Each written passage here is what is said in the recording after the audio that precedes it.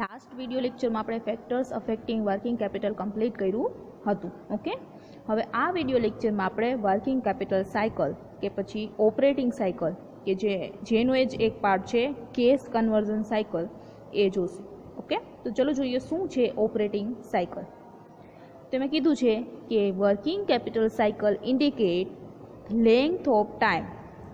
Working capital cycle indicate the length of time between a company's paying for material, entering into stock and receiving the cash from the sale of the finished goods. એટલે કે આપણે એક concept આવ્યો જ હતો working કેપિટલના ફેક્ટર્સમાં operating સાયકલવાળો, બરાબર. એમાં મેં કીધું હતું કે વર્કિંગ કેપિટલ સાયકલ છે એ શું છે, એક તો લેન્થ ઓફ ટાઈમ છે કે ટાઈમ મેઝર કરે છે કેની વચ્ચેનો, between companies paying for material, જે મટીરિયલ કંપની પરચેસ કરે છે રો મટીરિયલ એના માટે જે પેમેન્ટ કરે છે, and entry into stock and receiving cash from the finish good. એટલે કે કંપની જે પે કરે છે રો મટીરિયલ માટે અને ફિનિશ ગુડ જ્યારે સેલ કરે છે ત્યારે જે કેશ રિસીવ કરે છે એ બે વચ્ચેનો જે ટાઈમ પીરિયડ છે એને કહેવાશે વર્કિંગ કેપિટલ સાયકલ. ઓકે, હજી એકવાર જોઈ લઈ શું કીધું છે. Working capital cycle indicate the length of time between કેની વચ્ચેનું, કંપની પેઇંગ ફોર મટીરિયલ માટે જે પે કરે છે, પછી પે કરી દઈએ આપણે રો મટીરિયલમાં પે કરી દઈએ, પછી સ્ટોક જનરેટ થાય છે ને કે એનું પ્રોડક્શન કરવા માંડીએ આપણે, તો પછી એને receiving cash from the sale of finish good, એટલે ફિનિશ ગુડનું સેલ કરો છો તમે ત્યારે જે કેશ રિસીવ કરો છો એ બે વચ્ચે જે ડ્યુરેશન છે એને કહેવાશે working capital cycle. It can be determined by adding the number of days required for each stage of cycle. એટલે કે it can be determined, એની કઈ રીતે ડિટરમાઇન કરશું, by adding the number of days required each stage of cycle. એટલે એમાં ઘણા બધા stages છે જે આપણે નેક્સ્ટ હમણાં જોશું સ્ટેપ કયા કયા છે. તો એમાં જેટલા એક સ્ટેજમાં જેટલા નંબર્સ ઓફ ડે લાગશે એ બધા આપણે એડ કરતા જશું એટલે ટોટલ ડ્યુરેશન મળશે working capital સાયકલનું.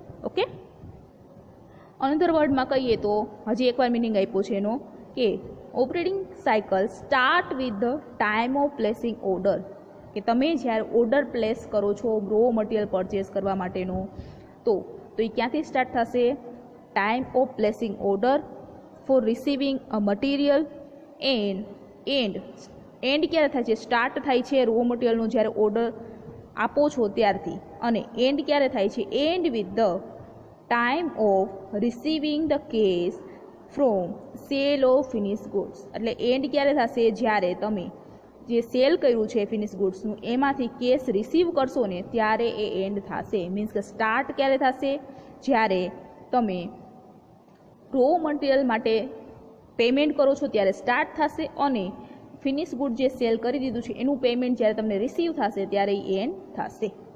Hence it is inferred that more amount of working capital required if there is long period of operating cycle. એટલે આપણે ફેક્ટર્સ અફેક્ટિંગમાં જોયું હતું કે જેમ તમારી વર્કિંગ કેપિટલ સાયકલ લાંબી હશે more amount of working capital required, બરાબર. લોંગ ઓપરેટિંગ સાયકલ હશે તમારી તો તમને વધુ વર્કિંગ કેપિટલની જરૂર રહેશે. હવે નીચે આપ્યા છે steps of working capital cycle, જે આપણે કીધું હતું ને કે એ સ્ટેજે ડેઝ એડ થશે અને ટોટલ ડેઝથી આપણે ખબર પડશે કે આપણી વર્કિંગ કેપિટલ સાયકલ છે એનું ડ્યુરેશન શું છે. તો સ્ટેપ જોઈએ. Most of company working capital cycle works as follow. તો ફર્સ્ટ સ્ટેજ શું છે તો કે company purchase on credit or cash basis raw material. સૌથી પહેલાં તો રો મટીરિયલ પરચેસ કરશે, એ કેશ બેસિસ ઉપર પણ હોઈ શકે અને ક્રેડિટ બેસિસ ઉપર પણ હોઈ શકે.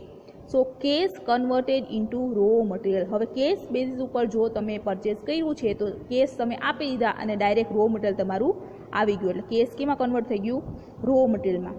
પણ જો તમે if it is purchase on credit basis, પણ જો તમે ક્રેડિટ બેઝિસ ઉપર પરચેસ કર્યું છે તો બિલ્સ પેએબલ એક્સેપ્ટ કરવાના થાય, કેમ કે એ લોકો તમારા ક્રેડિટર થઈ જાય. તમે એની પાસેથી ગુડ્સ પરચેસ કર્યા, પેમેન્ટ નથી કર્યું, એટલે એ લોકો બિલ્સ પેએબલ આપને આપશે જે આપણે એક્સેપ્ટ કરવાનું થશે અને પે કરવાનું થશે ડ્યુ ડેટે. ઓકે, આ હતું ફર્સ્ટ ને સેકન્ડ સ્ટેજ. પછી એના પછી છે હવે રો મટીરિયલ આવી ગયું છે તો raw material use issue for manufacturing process. હવે એ રો મટીરિયલ ઉપર મેન્યુફેક્ચરિંગ પ્રોસેસ થશે એટલે ઇન પ્રોસેસ મટીરિયલ હશે, મીન્સ કે મટીરિયલ જે હતું રો મટીરિયલ એના ઉપર પ્રોસેસ સ્ટાર્ટ થઈ ગઈ છે, એટલે પ્રોસેસ થવામાં પણ કેટલો સમય લાગે છે એ પણ એમાં એડ થશે. પછી એના પછીનો સ્ટેજ છે મેન્યુફેક્ચરિંગ પ્રોસેસ કમ્પ્લીટ. હવે મેન્યુફેક્ચરિંગ પ્રોસેસ તમારી કમ્પ્લીટ થઈ જાય છે તો ફિનિશ ગુડ છે એને ઇન્વેન્ટરીમાં ટ્રાન્સફર કરવાના થશે, એને સ્ટોક તરીકે રાખવાના થશે, એટલે કેટલો સમય સ્ટોક તરીકે રહીએ છે એ પણ આમાં એડ થશે. પછી છે the company sales its finish goods on cash or credit basis. હવે તમે સેલ કરો છો ત્યારે પણ તમારી પાસે બે ઓપ્શન છે, કાં તો કેશ ઉપર અને કાં ક્રેડિટ ઉપર સેલ કરો છો. If sold on credit basis, હવે જો તમે ક્રેડિટ બેઝિસ ઉપર સેલ કર્યું છે તો સામે ડેટર્સ જનરેટ થશે, ડેટર્સ અરાઇઝ થશે, ઓર બિલ્સ રિસીવેબલ આપણે આપવા પડશે, બિલ્સ રિસીવેબલ ગિવન. ઓકે, તો ડેટર્સ અરાઇઝ થશે કાં બિલ્સ રિસીવેબલ આપવાનું થશે, જે લોકો એ એક્સેપ્ટ કરીને આપણે પાછું આપશે. પછી the company receive payment from ડેટર્સ or bills receivable, એટલે જ્યારે ડ્યુ ડેટ હશે ત્યારે કંપની છે એ પેમેન્ટ રિસીવ કરશે એવું આપણે અઝ્યુમ કરીએ છીએ, એટલે જ્યારે આપણે પેમેન્ટ મળશે ત્યારે આપણી ઓપરેટિંગ સાયકલ છે એ કમ્પ્લીટ થશે. આ હતા એના સ્ટેજીસ. પછી શું કીધું છે કે operating cycle of trader or non manufacturing firm, એટલે કે ઓપરેટિંગ સાયકલ ઓફ ટ્રેડર એટલે જે વેપારીઓ હોય છે, અને નોન મેન્યુફેક્ચરિંગ ફર્મ કે જે મેન્યુફેક્ચરિંગ નથી કરતા, will sorter as compare to manufacturing. કેમ કે મેન્યુફેક્ચરિંગ જે ફર્મ કરતી હશે ને, જે ફર્મ મેન્યુફેક્ચરિંગ કરતી હશે એને રો મટીરિયલ પરચેસ કરવાનું, પછી એના ઉપર મેન્યુફેક્ચરિંગ પ્રોસેસ ચાલુ થાય છે ત્યાં સુધીનું ડ્યુરેશન, એ બધા ડેઝ એમાં એડ થશે, એટલે એની જે વર્કિંગ કેપિટલ સાયકલ છે એ લોંગ હશે. જ્યારે ટ્રેડિંગ ફર્મ છે કે નોન મેન્યુફેક્ચરિંગ ફર્મ છે એ લોકોને કાંઈ પ્રોસેસ એના ઉપર કરવાનું જ નથી, એ ડાયરેક્ટ પરચેસ કરીને સેલ કરશે. ઓકે, એટલે એની જે ઓપરેટિંગ સાયકલ હશે હંમેશા શોર્ટર હશે. સમજાણું?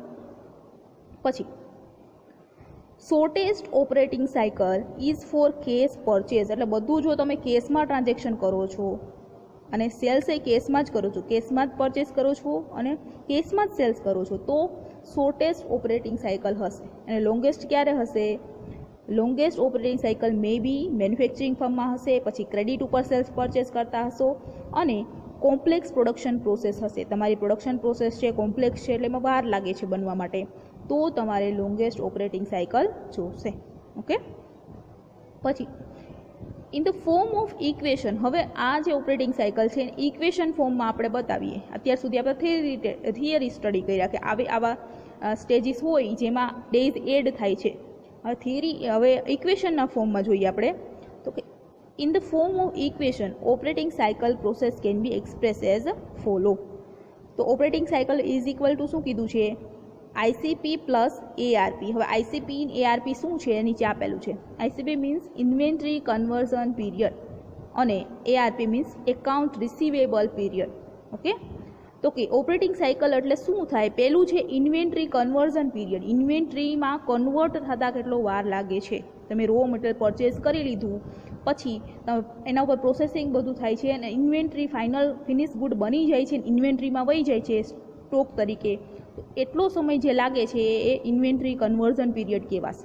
ઓકે, અને સેકન્ડ છે ARP means account receivable period. Means કે હવે તમે સેલ કરી દીધું છે ને રિસીવેબલમાં કેટલો ટાઈમ લાગે છે, એકાઉન્ટ રિસીવેબલ પીરિયડ કેટલો છે, મની રિસીવ કરવા માટે કેટલો સમય લાગે છે, એકાઉન્ટ રિસીવેબલ પીરિયડ આવશે. એટલે ઇન્વેન્ટરી કન્વર્ઝન પીરિયડ, ઇન્વેન્ટરીમાં કન્વર્ટ થવા માટે કેટલો વાર લાગે છે, પ્લસ એકાઉન્ટ રિસીવેબલ રિસીવ કરવામાં કેટલો વાર લાગે છે, બે પ્લસ કરશું તો ઓપરેટિંગ સાયકલ આપને મળી જશે. હવે ઇન્વેન્ટરી કન્વર્ઝન પીરિયડનો ફોર્મ્યુલા આપેલો છે આમાં. તો inventory conversion period is equal to 365, એટલે કે યરના જેટલા ડે હોય એ લખેલા છે, જેટલા ડે હોય લીપ યર હોય તો એ પ્રમાણે લેવાના છે યરના day, divide by inventory turnover ratio. હવે રેશિયો એનાલિસિસ તમારે કદાચ તમે એકાઉન્ટિંગમાં ભણી ગયા હશો, અધરવાઇઝ 12માં તો આવી જ ગયું છે, બરાબર? તો ઇન્વેન્ટરી ટર્ન ઓવર રેશિયો આવ્યો જ હશે. ઓકે, બાકી ઇન્વેન્ટરી ટર્ન ઓવર રેશિયોનો ફોર્મ્યુલા શું થાય છે? તો કે inventory turnover ratio is equal to cost of good sales, બરાબર? Cost of good sales divide by average inventory. જે એવરેજ ઇન્વેન્ટરી હોય છે એ ઇન્વેન્ટરી ટર્નઓવર રેશિયોનો ફોર્મ્યુલા થાય છે. તો એ જ ફોર્મ્યુલાને નીચે બીજી રીતે આપેલો છે ઓર કરીને, કે પહેલાં તો inventory conversion period is equal to 365 divided by inventory turnover ratio. Turnover ratio is equal to cost of goods sold divide by average inventory.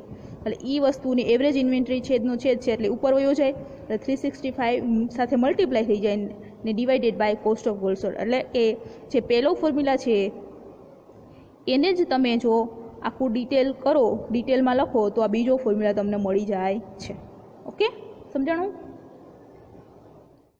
હવે સેકન્ડ છે એકાઉન્ટ રિસીવેબલ પીરિયડ. બરાબર, એકાઉન્ટ રિસીવેબલ પીરિયડનો ફોર્મ્યુલા શું છે? 365 divided by receivable turnover ratio. તો receivable turnover ratio જે છે એનો ફોર્મ્યુલા તમે મૂકશો ને તો જ તમને નીચેનો ફોર્મ્યુલા મળી જશે. તો એ રિસીવેબલ ટર્નઓવર રેશિયોનો ફોર્મ્યુલા શું છે?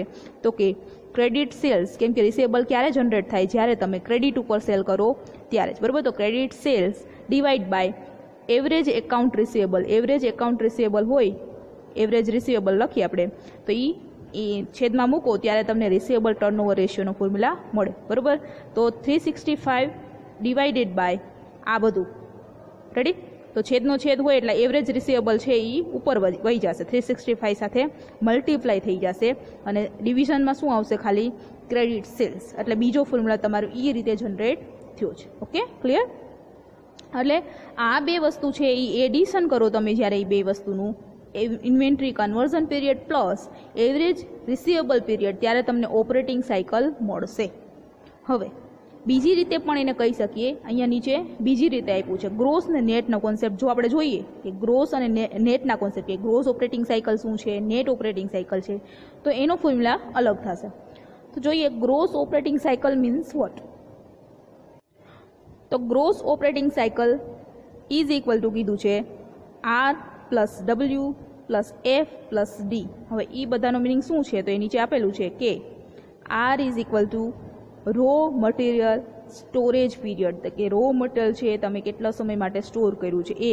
W means work in progress or holding period. બરાબર, holding period, work in progress કેટલા સમય માટે તમારે હોલ્ડ કરવું પડ્યું છે.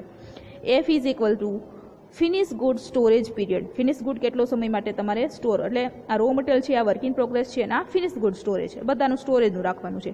પછી ડી ઇઝ ઇક્વલ ટુ ડેટર્સ કે રિસીવેબલ. બરાબર, તો D is receivable or ડેટર્સ collection period, કેટલા સમયમાં ડેટર્સ પાસેથી તમારે કલેક્શન થઈ જાય છે, એટલે એ ડી એનો જ ઇન્ડિકેટ કરેલો છે. અને સી જોઈ લે લાસ્ટમાં. સી છે એ ક્રેડિટ પીરિયડ અલો ટુ ક્રેડિટર્સ, એટલે સી છે ક્રેડિટર્સ માટે. ક્રેડિટર્સને તમે કેટલા સમયમાં તમે પેમેન્ટ કરો છો એ સીથી ઇન્ડિકેટ કરેલું છે. તો ગ્રોસ ઓપરેટિંગ સાયકલ એનો ફોર્મ્યુલા શું છે? તો કે સૌથી પહેલાં આર રો મટીરિયલ કેટલા સમય માટે સ્ટોરેજ કર્યું છે, W means work in progress કેટલા સમય માટે થયું છે, F is equal to finish good કેટલા સમય માટે સ્ટોરેજ થયું છે, ને પ્લસ ડી એટલે કે તમારા ડેટર્સ છે એને કલેક્ટ કરવામાં તમારે કેટલો સમય લાગ્યો છે. તો આર, ડબલ્યુ, એફ અને ડી આ બધાનું જો સમિશન કરશું તો આપણે ગ્રોસ ઓપરેટિંગ સાયકલ મળશે. હવે એમાંથી ગ્રોસમાંથી નેટમાં કઈ રીતે જશું?